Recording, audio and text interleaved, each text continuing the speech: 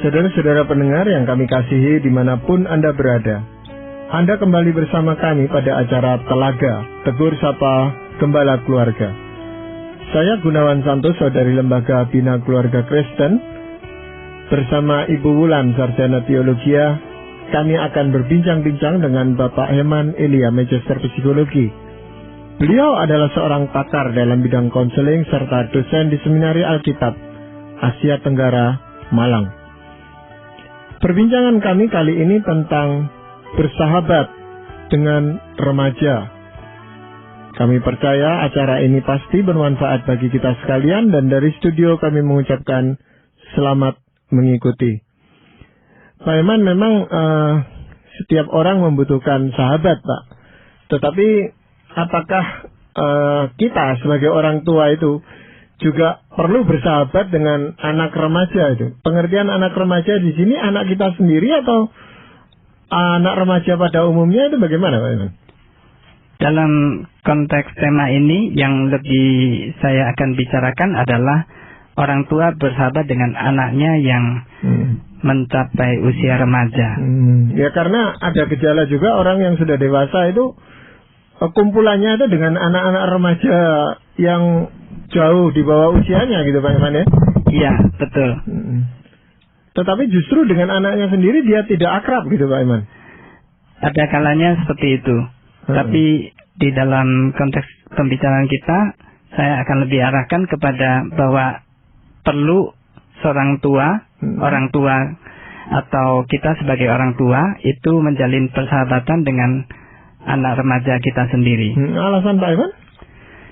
Pertama, karena anak yang dulunya masih kanak-kanak, sekarang sudah berkembang ke arah dewasa. Dan pada masa remajanya ini, anak mempunyai kebutuhan yang lebih besar untuk bersikap mandiri dan untuk mendapatkan ruang yang lebih besar untuk mengambil keputusannya sendiri. Lalu yang kedua, pada masa ini remaja sudah memperoleh pengaruh yang lebih besar dari teman-temannya.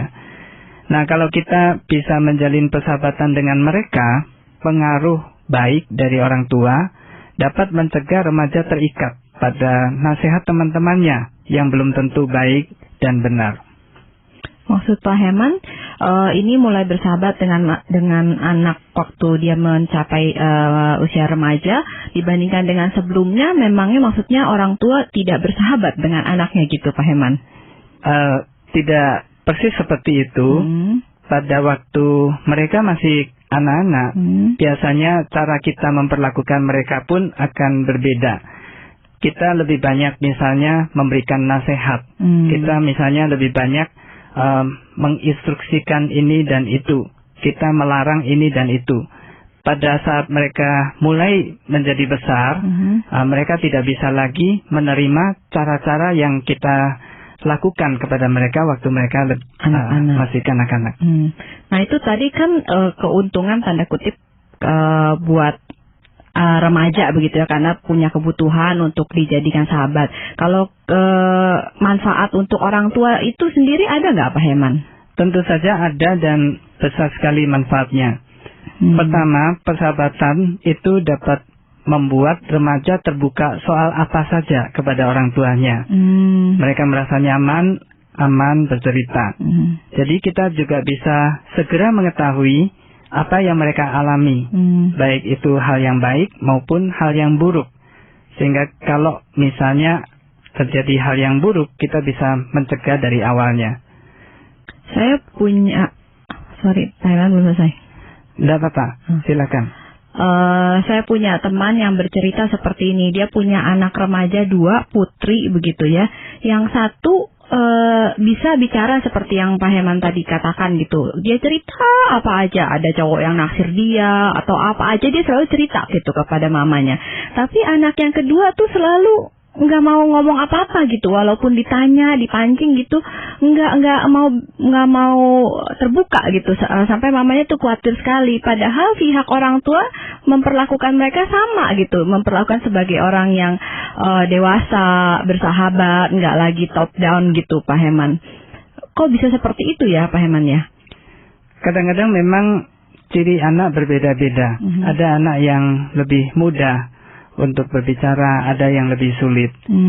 Tetapi tetap kita dapat mencari peluang untuk bersahabat dengan mereka, dan tidak selalu bersahabat itu berarti berbicara. Kadang-kadang bersahabat hanya duduk, diam, begitu. Mungkin ya tidak terlalu banyak yang dibicarakan, tetapi kehadiran dari sahabat kita itu yang penting. Bermakna ya Pak ya. Betul. Memang ada kalanya seperti ini. Anak tidak nyaman berbicara pada saat-saat tertentu. Tetapi kalau kita sabar menunggu dan kita lebih banyak mendengarkan, saat itu akan muncul di mana dia lalu bertanya sesuatu. Nah, itu kesempatan yang lebih baik untuk kita menggali dirinya lebih jauh. Ada orang tua yang merasa khawatir itu Pak Iman untuk menjadi terlalu dekat dengan anaknya atau bersahabat dengan anaknya. Yang dikhawatirkan adalah nanti kalau sudah terlalu dekat, anak ini menganggap orang tuanya seperti temannya, lalu dia tidak dihargai lagi, tidak dihormati lagi sebagai seorang tua gitu Pak Iman. Kurang ajar ya Pak ya. Iya, seperti itulah khawatirnya. Iya, problem itu memang ada kemungkinan bisa terjadi. Tetapi kalau kita misalnya pernah menanamkan respek anak kepada kita waktu mereka kanak-kanak, jadi mereka pernah merasakan wibawa orang tua pada waktu mereka anak-anak. Mereka tidak demikian saja berani sembarangan dengan kita, sekalipun kita adalah sahabat mereka. Berarti melalui persahabatan itu, orang tua sebenarnya tidak perlu merasa khawatir bahwa anak tidak akan menghormati dia lagi gitu Pak Iman ya? Betul, apalagi bahwa kita sendiri juga menjaga supaya persahabatan antara kita dengan mereka itu tidak dimanfaatkan untuk mereka manipulasi seperti itu. Ya, jadi sangat dimungkinkan itu persahabatan antara orang tua dan anak gitu. Yang tadinya kita pikir itu hanya ya kalau anak ya sahabatnya anak, orang tua sahabatnya ya orang tua gitu Pak. Iya, betul. Juga sama mungkin tidak persis bisa disejajarkan, tetapi bisa dianalogikan seperti persahabatan antara Allah dengan manusia orang percaya. Seperti Tuhan Yesus dengan kita. Tuhan Yesus mengatakan, kalau kamu adalah sahabatku, kamu menaati perintahku. Nah, seperti itu jenis persahabatannya. Ya, tetapi setiap persahabatan itu kan ada hambatannya, itu yang kita alami Pak. Dengan yang sebaya aja kita seringkali menemui hambatan itu. Nah, bagaimana hambatan yang muncul itu antara kita dengan anak remaja kita ya? Ada beberapa hambatan memang, yaitu bahwa kita itu berada pada generasi yang berbeda dengan anak kita. Dan itu sendiri sudah otomatis membuat anak seolah-olah merasa bahwa orang tuanya tidak mungkin mengerti dunia mereka. Nah, itu salah satu kendalanya memang. Dan hal yang lain juga adalah ada kemungkinan orang tua dulunya pernah memperlakukan anak dan membuat anak sakit hati kepada orang tuanya. Entah itu salah paham, entah itu memang fakta bahwa kita pernah melakukan sesuatu membuat anak sakit hati. Nah, kemungkinan hal-hal seperti itu membuat anak juga kurang bisa dekat dengan kita. Tetapi kan memang faktanya kita itu sulit memasuki dunia remaja, walaupun itu anak kita sendiri Pak. Jadi tidak baik dalam cara bicara, cara mengambil keputusan atau menggunakan peralatan itu kadang-kadang memang kita sulit untuk memahami mereka itu. Iya, dan di sini kuncinya sekali lagi adalah kesabaran. Memang tidak mudah, tetapi bukan berarti tidak mungkin. Memang ini adalah dua dunia yang berbeda. Tetapi kalau kita sabar, anak juga bisa belajar memahami dunia kita ketika kita mulai belajar untuk memahami dunia mereka. Tapi buat mereka pun, buat para remaja pun, itu ada banyak hambatan itu Pak ya rupanya, untuk bisa menjalin persahabatan dengan orang tuanya. Betul. Karena secara natural mereka pada saat ini sudah lebih banyak dekat dengan teman-temannya. Nah, di dalam hari ini kenapa mereka dekat dengan temannya? Antara lain karena teman-temannya mungkin lebih menerima mereka, lebih menghargai mereka. Nah, orang tua di dalam hal ini, nah ini bedanya ketika mereka kanak-kanak. Kita sebagai orang tua pada saat mereka remaja, kita harus sudah mulai juga lebih banyak menghargai mereka dan menerima mereka. Ini tentu bukan hal yang mudah karena ada hal-hal yang mungkin kita kurang sukai. Nah, di sini kita perlu membedakan dan memberi toleransi yang lebih besar tentang hal-hal yang tidak terlalu prinsip, tetapi kita bisa menerima mereka. Iya, banyak seringkali terjadi kesalahpahaman ya Pak Herman antara orang tua dengan anak remajanya. Ketika anak remaja lebih tanda kutip lebih belain teman-temannya, peer groupsnya gitu. Apalagi kalau hal-hal itu berlawanan dengan apa yang dilarang oleh orang tuanya begitu. Misalnya model rambut, model baju gitu. Pasti anak ini belain teman-temannya gitu, temennya yang bener begitu. Nah, orang tua nggak memahami ini kan sebenarnya yang memang wajar di alam, maksudnya gejolak masa remaja, butuh penerimaan dari peer group gitu. Jadi orang tua sakit hati gitu Pak Herman. Iya. Orang tua lebih harusnya gimana ya, lebih banyak diperlengkapi lewat apa gitu. Iya, jadi betul seperti ini yang sering terjadi. Tentu kalau misalnya kita bisa menjalin persahabatan dengan mereka, hal-hal seperti ini akan lebih mudah diselesaikan. Nah, gaya kita berbicara, nada suara kita, itu juga mempengaruhi hubungan kita dengan mereka. Iya, betul. Membuat mereka merasa apakah mereka itu diterima atau tidak. Jadi kita tidak perlu serta-merta langsung datang dengan nasihat. Kita nadanya bertanya dan kita menghargai pendapat-pendapat mereka. Pada suatu saat nanti mereka akan meminta nasihat sendiri kepada kita. Gitu ya Pak. Kalau kita dekat dengan mereka. Iya. Ini tentu membutuhkan suatu langkah awal gitu Pak. Kalau ada orang yang memang mau dekat atau menjadi sahabat dari remajanya, Pak Iman punya usulan untuk itu Pak Iman? Mungkin seperti ini, ada beberapa hal yang kita harus tahan diri kita. Yaitu yang pertama, kita jangan terlalu banyak berkomentar kalau kita berbicara dengan anak. Terutama di dalam hal ini komentar-komentar yang negatif. Dan kita lebih banyak menanggapi mereka dengan nada dan suara yang menunjukkan pemahaman atau penerimaan. Salah satu contoh misalnya, misalnya anak berbicara tentang temannya. Oh, teman saya ini dia suka iri sama orang dan sebagainya. Nah, kita tidak perlu memberi komentar, ya belum tentu, kamu periksa dulu, apa benar seperti itu, jangan-jangan kamu terlalu banyak curiga. Nah, itu kita tahan dulu. Lebih baik kita katakan bahwa kita bisa hanya dengan nada suara begini. Oh ya, iya, tampaknya begitu ya. Nah, supaya dia lebih banyak bercerita. Semakin banyak ini dilakukan, anak semakin terbuka kepada kita. Tapi kadang-kadang keterbukaan itu Pak Iman ya, itu menuntut suatu perhatian yang besar itu untuk mendengar itu. Saya pernah digelontor oleh cerita-cerita seperti itu dan akhirnya juga tidak tahan itu Pak. Mendengar itu kebetulan anak perempuan ya, yang cerita itu rasanya tidak ada habisnya itu.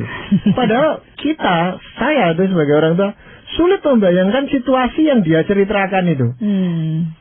Iya, di sini keberhasilan Bapak untuk menjalin persahabatan dengan anak Bapak ditunjukkan oleh anak berasa nyaman sekali cerita apa saja. Di lain pihak memang kadang-kadang kita bisa kehilangan kesabaran untuk mendengarkan lebih banyak. Kesabaran mungkin enggak, Pak. Konsentrasinya hilang sudah. Tidak bisa konsentrasi lagi, hanya didengar gitu aja.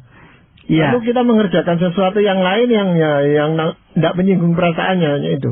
Iya, maafkan saya, jadi mungkin kejenuhan seperti itu ya. Iya, jenuh, betul. Ya, di dalam hal kejenuhan, ya kita bisa saja kita segera alihkan pembicaraan.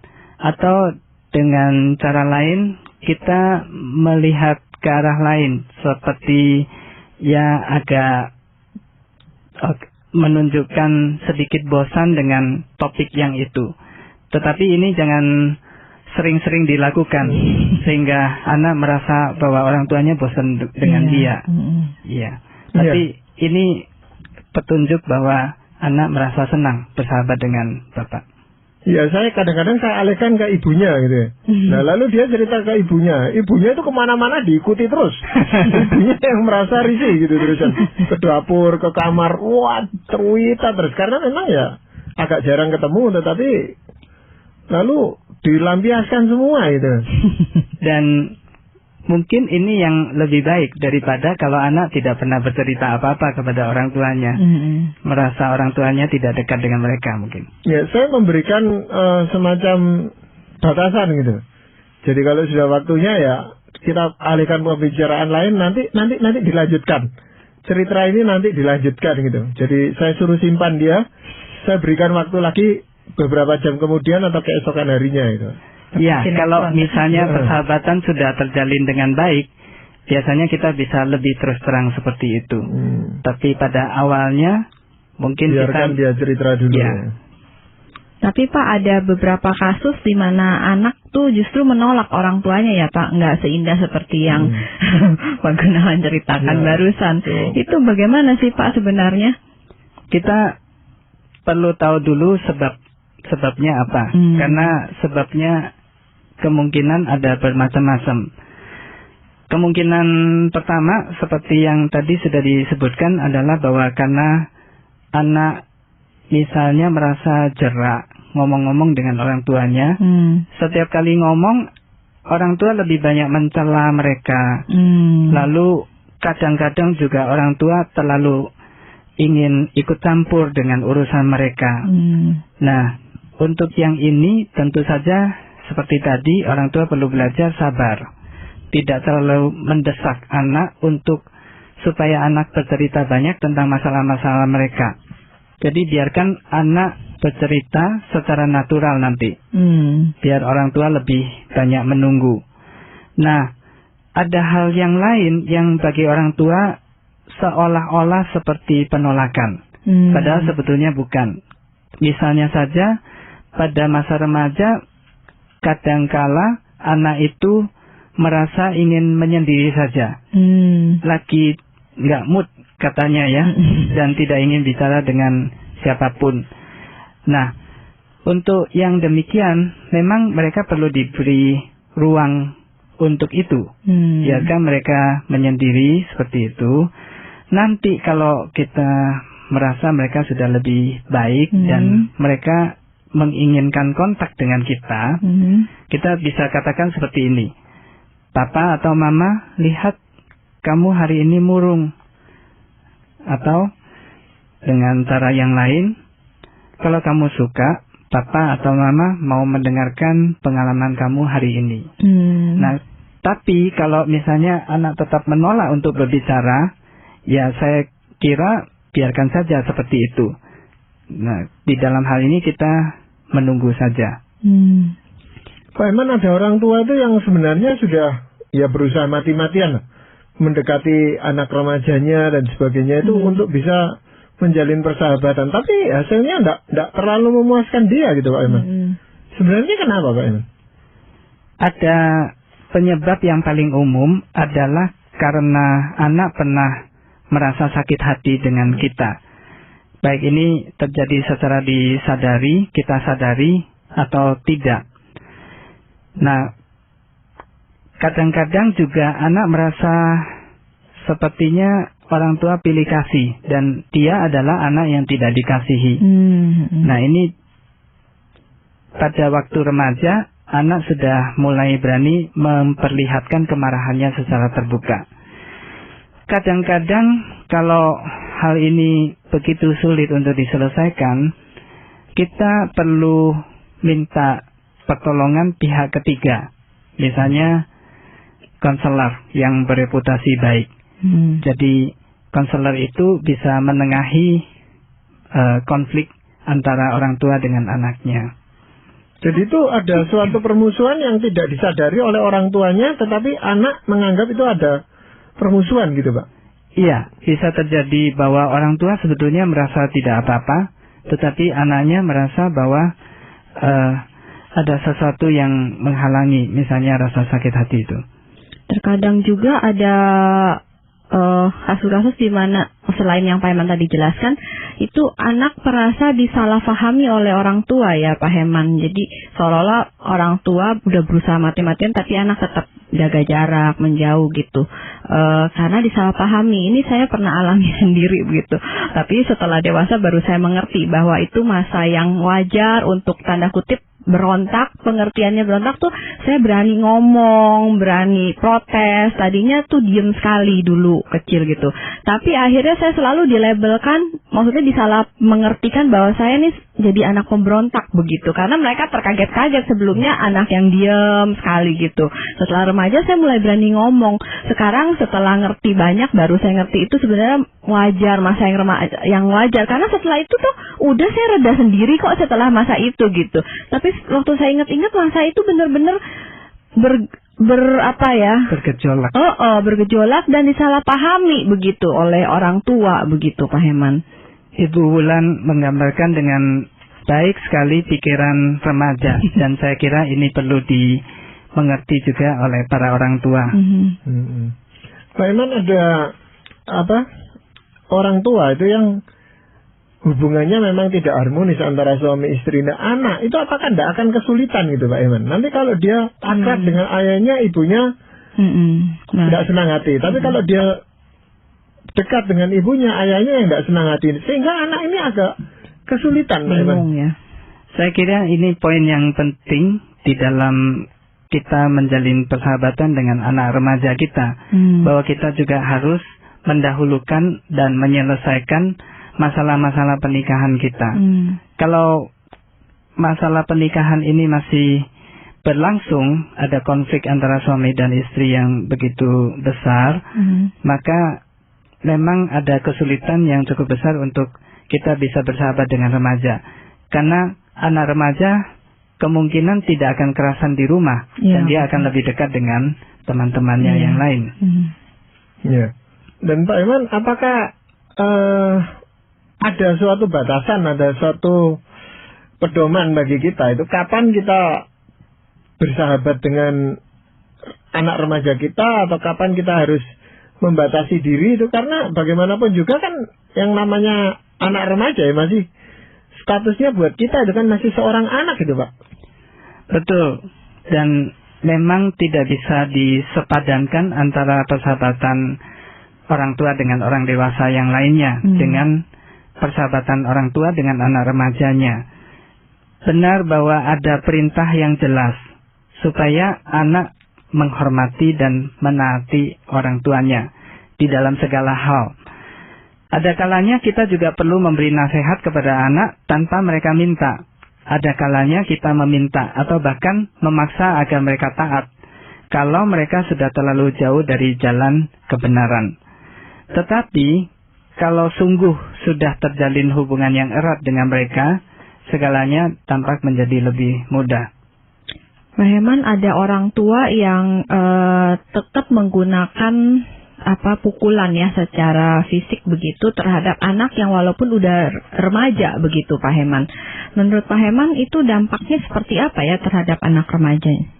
Saya berpikir dan saya setuju dengan pendapat Dr. James Dobson, seorang psikolog yang terkenal, psikolog Kristen yang terkenal, yang berpendapat bahwa pukulan atau hukuman fisik bagi anak remaja itu lebih merupakan penghinaan bagi mereka. selain itu juga hukuman fisik berdampak buruk karena saat ini remaja sudah lebih berani menentang. Jadi kita harus selesaikan bagian besar dari mendidik anak, mendisiplin anak itu pada waktu anak belum sampai pada masa remajanya. Dengan demikian persahabatan itu akan terjadi lebih mudah dengan anak remaja. Jadi lebih banyak pakai ngomongan gitu ya Pak ya? Iya, dan sungguh-sungguh kita juga harus berhati-hati dengan omongan kita. Lebih perlu bagi kita menggunakan kata-kata yang menguatkan, menghibur, dan memahami anak remaja. Pak Iman, apakah ada ayat Alkitab itu yang mengajarkan kepada kita itu betapa pentingnya suatu persahabatan, termasuk dengan anak remaja kita? Ada satu nas dari Amsal Salomo pasal 17 ayat 17 tentang seorang sahabat. Seorang sahabat menaruh kasih setiap waktu dan menjadi seorang saudara dalam kesukaran. Saya mengartikan kalau kita sebagai orang tua saat ini harus lebih banyak bersikap sebagai sahabat bagi anak remaja kita, maka kita perlu belajar untuk menjadi seseorang yang mendampingi ketika anak mengalami kesulitan, kesukaran. Nah, itu bagian itu lebih banyak daripada kita memberikan nasihat-nasihat kita dan perintah-perintah kita. Ya memang itu ternyata menimbulkan kesan yang sangat dalam. Jadi kalau dia mengalami kesulitan dan kita ada di sampingnya dan membantu bahkan menyelesaikan masalah itu memberikan kesan yang sangat dalam. Misalnya pada saat anak saya pernah mengalami SIM-nya hilang itu, saya dampingi terus selesaikan sampai ketemu dan dia memiliki SIM lagi dan itu tidak terlupakan buat dia. Betul Pak Gunawan, contoh yang baik sekali. Iya, jadi terima kasih sekali Pak Eman dan juga Ibu Bulan untuk perbincangan kali ini. Para pendengar sekalian, kami mengucapkan banyak terima kasih Anda telah mengikuti perbincangan kami dengan Bapak Heman Elia Magister Psikologi dalam acara Telaga, Tegur Sapa Gembala Keluarga. Kami baru saja berbincang-bincang tentang bersahabat dengan remaja. Bagi Anda yang berminat untuk mengetahui lebih lanjut mengenai acara ini, silakan Anda menghubungi kami lewat surat. Alamatkan surat Anda ke Lembaga Bina Keluarga Kristen atau LBKK, Jalan Cimanuk 58, Malang. Anda juga dapat menggunakan email dengan alamat telaga@indo.net.id. Kami juga mengundang Anda untuk mengunjungi situs atau website kami di www.telaga.org. Saran-saran, pertanyaan, serta tanggapan Anda sangat kami nantikan. Akhirnya dari studio kami mengucapkan terima kasih atas perhatian Anda dan sampai jumpa pada acara Telaga yang akan datang.